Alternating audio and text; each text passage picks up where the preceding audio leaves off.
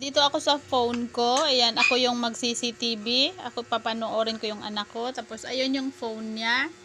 Ayan guys, hindi yan ginagalaw guys. Pero dahil nakaset up na yung pang CCTV niya.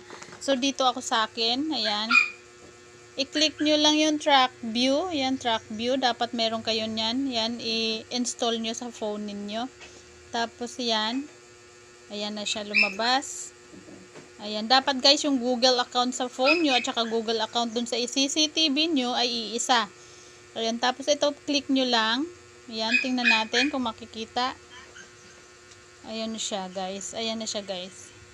Ayan yung aking anak. Ayan. Ayan. Ayan. Dito ka nga Sander, umupo ka nga dito, humarap ka dyan.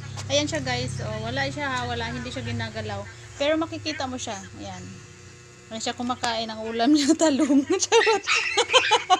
Pasaway.